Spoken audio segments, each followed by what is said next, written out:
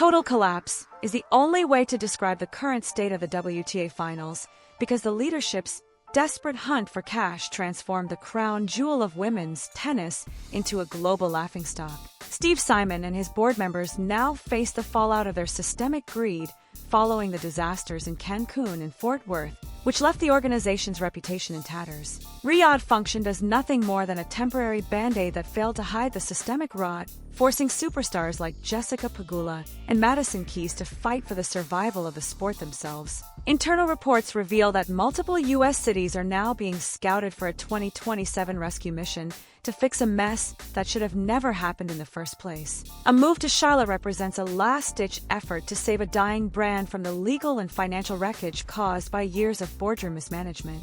Reclaiming their dignity is the only priority for players as the reign of the current WTA leadership ends in a spectacular meltdown. Emergency status is the new normal for the WTA, while the leadership exists in absolute meltdown mode. The reality remains that the crown jewel of women's tennis, the WTA Finals, currently exists as a homeless tournament. For years, the executives at the top treated the most prestigious event on the calendar like a cheap garage sale, and they sold the rights to the highest bidder without a single thought for the players or the integrity of the sport. Now that the lies are unraveling, the entire system is finally breaking under the weight of its own deception. Scrambling to find a permanent home is the only thing the WTA can do because their reputation sits in a total freefall, and the documents prove that this isn't just about a change in scenery. A complete failure of leadership put the health and careers of the world's best athletes at risk, which meant the organization's foundation was crumbling long before the public noticed. Disaster struck the moment those in charge decided to prioritize a paycheck over the actual game of tennis. Board members dragged players through Shenzhen, Guadalajara, and Fort Worth before landing in the ultimate nightmare that was Cancun, and that move functioned as a calculated lie to hide the fact that the organization sat on the verge of bankruptcy. Villainous management forced the top athletes in the world to compete on a court built directly over a sinkhole in Cancun, and the surface wasn't even finished until the night before the first match started. Hero players like IGA Swiatek and Aryna Sabalenka remained stuck practicing on hotel courts, while the WTA executives stayed in their air-conditioned offices and ignored the danger. Leadership intentionally put these athletes in harm's way for a paycheck, and the results were so bad that balls bounced uncontrollably while the wind blew equipment off the court. It represented a professional embarrassment that the industry had never seen. And although Steve Simon tried to frame it as a logistical challenge, the truth reveals a procedural failure of epic proportions. Quality of tennis never mattered to them because they only cared about the broadcast rights and the sponsorship checks, but the players refused to stay silent and started fighting back against the system that was trying to exploit them. Hiding incompetence behind the Riyadh deal is a plan that is currently falling apart even faster than expected. While they secured 3 years in Saudi Arabia to stop the financial bleeding, everyone knew the arrangement wouldn't last, and the deal acted as a shield to protect executives from an angry mob of players and fans. Tension behind the scenes is reaching a breaking point because the players are tired of being treated like pawns in a billionaire's chess game, which leaves the WTA as a ship without a rudder, drifting from city to city while the leadership watches from the lifeboats. Madison Keys and Jessica Pegula are the heroes finally speaking the truth that the WTA wants to bury. During the Charleston Open, Madison Keys admitted she is undecided on whether these frequent moves benefit the event, and when a veteran like Keys refuses to give a ringing endorsement, it means the house is on fire. Jessica Pegula went further by stating she wants to see the championships grow to match their prestige. The fact that the finals currently lack prestige is a direct indictment of the villains running the show because they devalued their own product so much that the players are calling for a total overhaul. Internal documents prove that the WTA is now desperately scouting U.S. cities like Charlotte, North Carolina to save them from their own mistakes. This move isn't a victory lap for the tour but a total surrender because they realize their global experiment ended in a disaster after burning bridges in China and embarrassing themselves in Mexico. They are currently hiding out in the desert and crawling back to the United States, and that changed when they realized they needed the stability they were too incompetent to build themselves. Financial records show that the WTA reliance on private equity created a monster they can no longer control. When they signed the deal with CVC Capital Partners, they sold a piece of the sport's soul for a quick cash injection, And the result was that investors began demanding results that the current leadership can't deliver.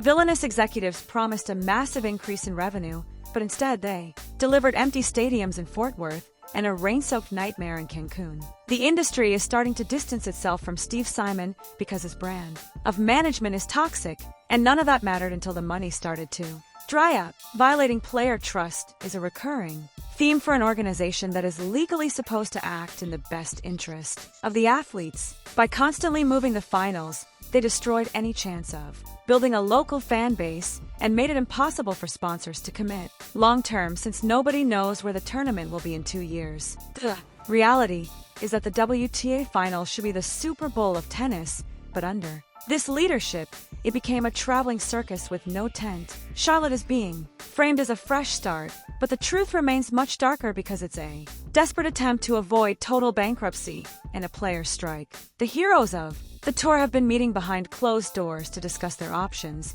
and they are tired of the calculated lies coming from the head office. They know that the host site changes aren't about growing the game, but rather chasing the next check to pay off the debts incurred by previous failures. Boardroom villains assumed they could keep moving the goalposts, and the players would simply follow. They thought they could ignore the lack of infrastructure and the safety concerns as long as the prize money was high, but they underestimated the resolve of the athletes. Players don't just want money, they want respect and a tournament that doesn't feel like a last-minute pop-up shop. 2027 is the target year for a U.S. return, and the fact that Charlotte is even being discussed as a frontrunner proves that the Riyadh deal was never about a long-term vision.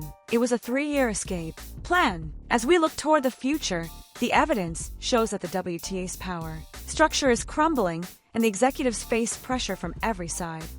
Fans are angry, the players are disillusioned, and the sponsors are skeptical. The reality is that the leadership's accusations that the players were difficult to please are falling apart, as it wasn't the players who failed to build a stadium in time. It was the villains at the top who made every single one of those decisions. Excellence on the court is the only reason anyone is still watching while the WTA leadership fumbles sight negotiations and loses millions of dollars. The players are the ones putting their bodies on the line and explaining to the media why the biggest tournament of the year exists in a location that hasn't even been announced yet. The downfall of the current WTA regime is not a matter of if, but when. Their track record of failure is documented and undeniable, and they turned a prestigious tradition into a joke. They lied to the public about the health of the tour, while the numbers tell a completely different story. The reality is that the WTA is in a freefall, and no amount of PR spin can stop it. The move to Charlotte might provide a temporary home,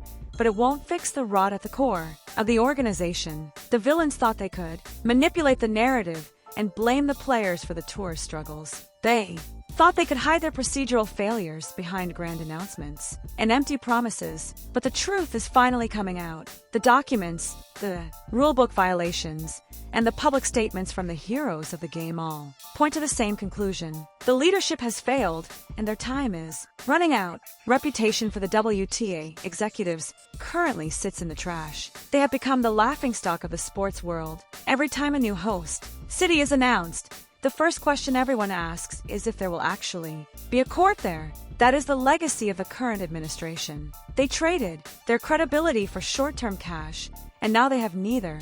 The industry is moving on, and the players are ready for a new era. The battle for the soul of the WTA is reaching its final chapter. The heroes are standing tall, and the villains are retreating into the shadows of their own making. The move to Charlotte represents the final gasp of a leadership group that has run out of ideas and out of friends. They're trying to save themselves, but it is too late. The damage has been done, and the players will never forget how they were treated during the darkest years of the tour. Steve Simon and his team thought they were the ones in control. They thought they could dictate the terms and the players would simply obey, but they forgot one simple fact. Without the players, there is no tour.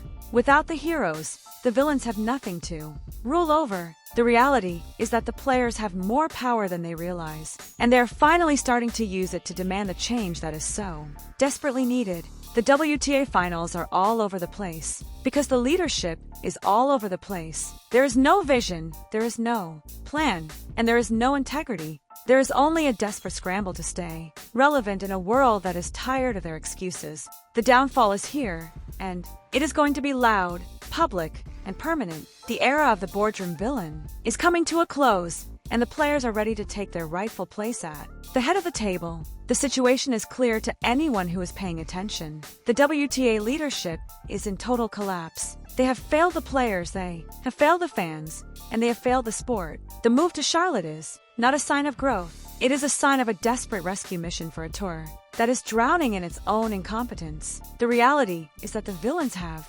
lost, and the heroes are finally ready to lead the way into a future that isn't defined by greed and lies. Steve Simon thought he'd destroy the legacy of the players to save his own career, but he only destroyed himself.